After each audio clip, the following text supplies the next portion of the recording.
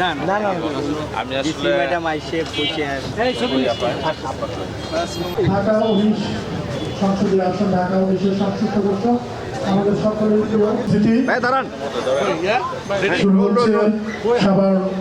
আসসালামু আলাইকুম এনটিভির দর্শকদের বৃক্ষ তাঁত মেলার উদ্বোধন জাহিদুর রহমান পর্ব পাহাড়ে শুরু হলো উদ্বোধন করছেন এবং সুধীর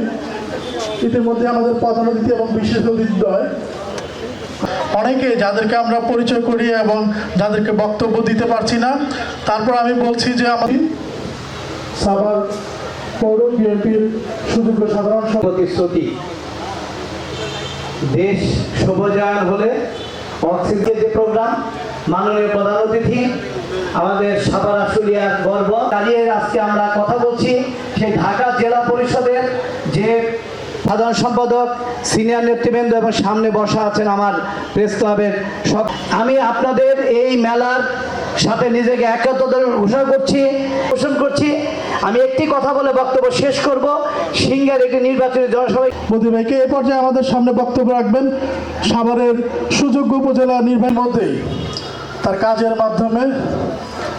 প্রমাণ রেখেছেন। তো এই পর্যায়ে বক্তব্য নিয়ে আসছেন আমাদের সে বিশেষ অতিথি ইয়াসিন ফেরদৌস মোরাদ ভাই।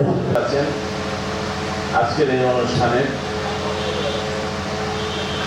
অনেকে যাদেরকে আমরা পরিচয় করি এবং যাদেরকে বক্তব্য দিতে পারছি না তার প্রধানমন্ত্রী জনাব তারেক রহমান তিনি যে রাষ্ট্র কাঠামো মেরামতের 31 দফা প্রণয়ন করেছেন সেটা কিন্তু আজকে আমরা ক্ষমতায় আসার পরে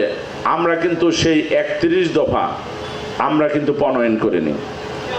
আমরা 2022 সালে আমরা কিন্তু 27 দফার মাধ্যমে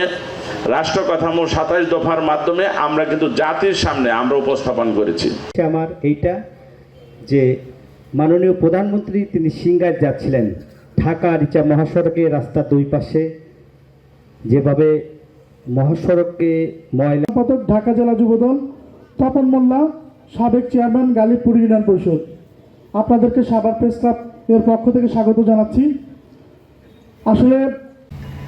জমি এখনো ব্যবস্থা হয় না কিন্তু ভবনের নিশ্চয়তা কিন্তু অলরেডি সে দিয়ে দিয়েছে যেটা সুন্দর ভবন হবে যেটা ঢাকা জাতীয় প্রেস ক্লাবের পরে এইটাই অন্যতম আকর্ষণ হবে। আমি ধন্যবাদ জানাই।